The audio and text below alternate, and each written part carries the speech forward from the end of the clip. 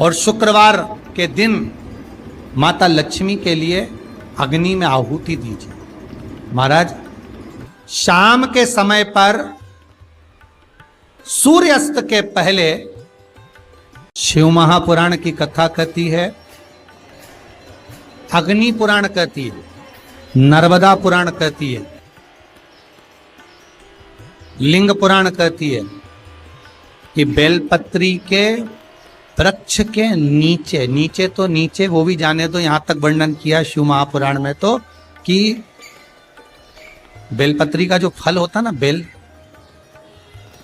Bell फल जो होता है, कहते हैं अगर किसी व्यक्ति के यहाँ लक्ष्मी की कमी होती है, संपदा की कमी होती है, जिसके यहाँ पैसा नहीं आता, धन नहीं आता, तो बेल का जो फल होता है, बेलपत्री का जो फल होता है, उस फल के गूदे को, बेलपत्री के फल का गुर्दा निकाल लो, सुखा लो, गाय के घी में उसको डुबो लो और शुक्रवार के दिन माता लक्ष्मी के लिए अग्नि में आहुति दीजिए। महाराज, शाम के समय पर सूर्यास्त के पहले ये जो आहुतियां हम बेले के गुर्दे के फल की गाय के घी में डुबोकर माता लक्ष्मी और भगवान विष्णु के नाम से देते हैं, महाराज 2 या 3 शुक्रवार करोगे, लक्ष्मी की कभी कमी नहीं आती, संपदा बढ़ती है। एक प्रयोग और कर कर देखना, कभी अगर मौका मिले आपको तो प्रयोग कर कर देखिए।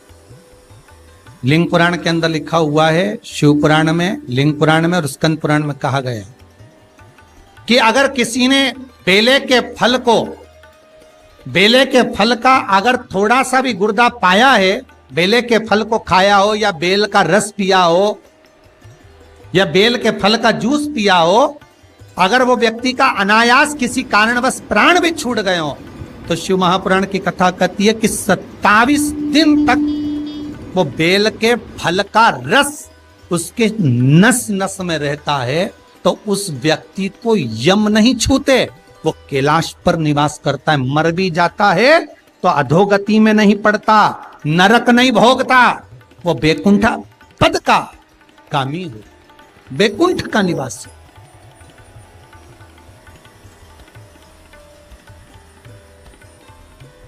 बैकुंठ का निवास।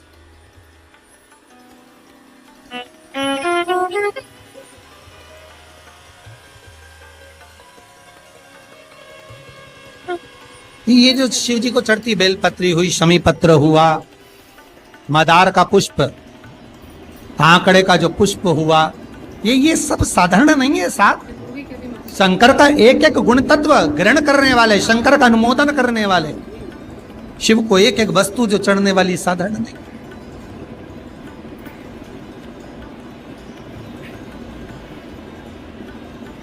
महाराज, हम तो आपसे निवेदन पहले भी करे, आज फिर करते। मान लो आपको ऐसा लगता है कि घर में बीमारियां ज्यादा घेर रही है, तो एक बेल का टुकड़ा, बेले का फल का एक टुकड़ा अपने ही घर में कहीं पर भी कटोरी में रख दीजिए, शिव का स्मरण, सुख प्रदान करेगा। अगर थोड़ा बहुत रोग आ भी गया, निकल जाएगा, पर बड़ी बीमारी में कोई फंस नहीं पाएगा, ज्यादा जनहानि नहीं होगी, तकलीफ नहीं भोग पाए। शिव को प्रिय है। फिर वही स्कंद पुराण का संवाद आ गया। बेलपत्री के वृक्ष की जो जड़ होती है, उस जड़ के अंदर 33 कोटि देवताओं का निवास होता है। 68 करोड़ तीर्थ बेलपत्री के पेड़ के नीचे रहते हैं। 68 करोड़ तीर्थ मात्र बेलपत्री की छांव में, बेलपत्री के नीचे विराजमान होते हैं।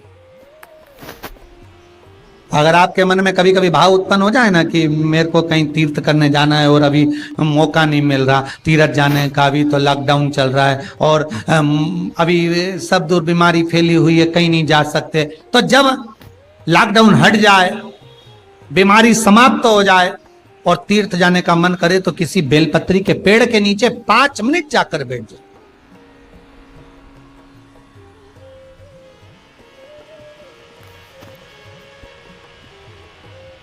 और जप लो, श्री शिवाय नमस्तुभ्यम।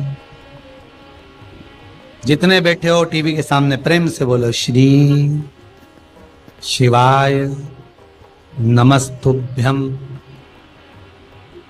जितने टीवी के सामने बैठे एक बार फिर से बोलो, श्री, साथ में बोलो, आगे आगे नहीं, श्री शिवाय नमस्तुभ्यम।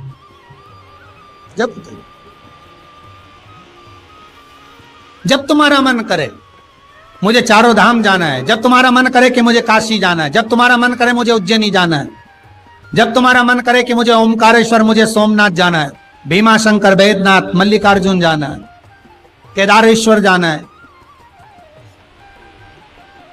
बस नागेश्वर जाना है, थोड़ी देर के लिए बेलपत्री के पेड़ के नीचे जाकर बैठो।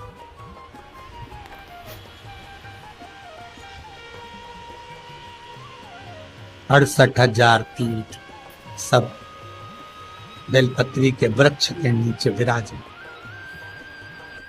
जहां पर देवराज के प्राण छूटे वहां बेलपत्री का पौधा है, बेलपत्री का वृक्ष है।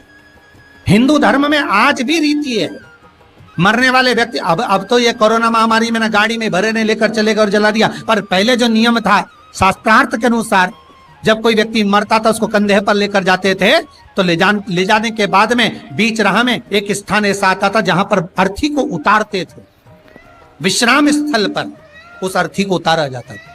और वो केवल विश्राम स्थल ऐसे नहीं होता था, वहां पर बेलपत्री का पौधा होता था, पेड़ होता था, उस बेलपत्री के वृक्ष की छांव उस मुर्दे पर भी पड़ जाती थी तो उसको यम की कैद नहीं भोगना पड़े, उसको यम की कैद, यम की त्राण नहीं भोगना पड़ती।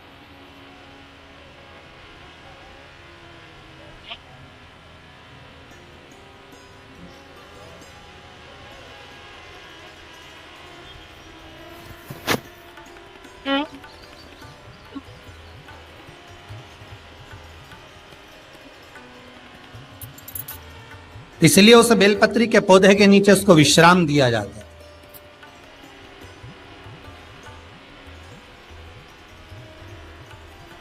बेलपत्री के पौधे के नीचे उसको विश्रामता दी जाती। जब शिव कह रहे हैं, देवराज तेरे प्राण छूटे, मना नहीं है तेरे प्राण छूटे, पर तेरे प्राण जहां छूटे वो बेलपत्री का वृक्ष था।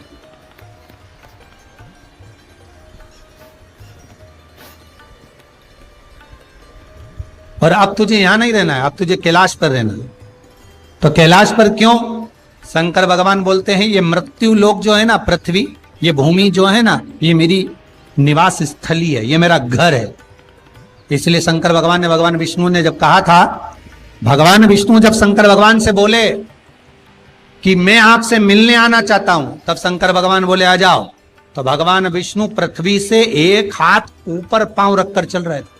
तो शंकर जी ने पूछा तुम पांव जमीन पर क्यों नहीं रखते, पृथ्वी पर रखो। शिव जी मैं पांव पृथ्वी पर नहीं रख, क्यों? नहीं नहीं नहीं नहीं, मैं पांव पृथ्वी पर नहीं रख सकता। आखिर क्यों? शंकर भगवान से भगवान विष्णु कहते हैं पूरी पृथ्वी पर छोटे छोटे कंकर नजर आते हैं, हर कंकर में मुझे शंकर नजर आते हैं। जब कंकर में शंकर दिखेगा तो मैं पृथ्वी पर पांव कैसे रख सकता हूं? शिव जी बोले, भाई नारायण भगवान विष्णु से बोले, है नारायण अगर आप इतनी दूरी बनाकर रखेंगे तो फिर हमारे करीब में कौन आएगा? हम चाहते हैं कि आप हमसे मिलकर रहें, हम आपसे एक क्षण की दूरी सहन नहीं कर सकते। आप हमसे चिपक जाएं, लपट जाएं, आप हमसे रम जाएं, हम आप में रम जाएं।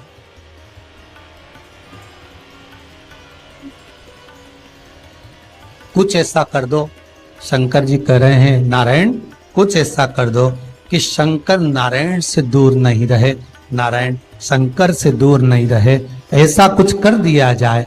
तब भगवान शिव ने भगवान विष्णु से कहा एक काम हो सकता है कि आप सांप बन जाओ।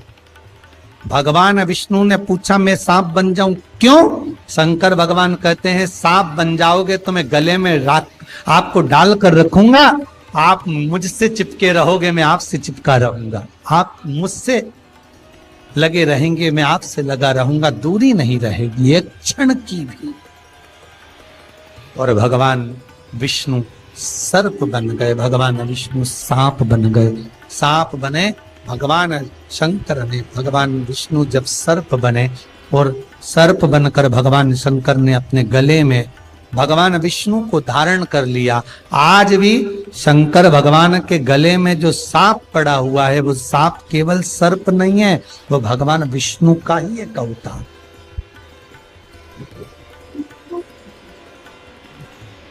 वो भगवान विष्णु का एक स्वरूप। शंकर भगवान के पूरे शरीर पर 6 सांप हैं। कितने सर्प हैं? 6। एक जो गले में है वो भगवान विष्णु का होता, 2 हाथ में, 2 भुजा पर, एक कमर में जो सर्प नजर आता है, ये शंकर भगवान की 5 लड़कियां हैं, जया, विशारा, सामरी बारी, 2 तली और देव। शिव जी की 5 लड़की। शंकर भगवान के पूरे शरीर पर 6 सर्प हैं, 5 लड़कियां और एक भगवान विष्णु का स्वरूप, भगवान विष्णु का प्रतिबिंब, भगवान विष्णु का ही एक स्वरूप।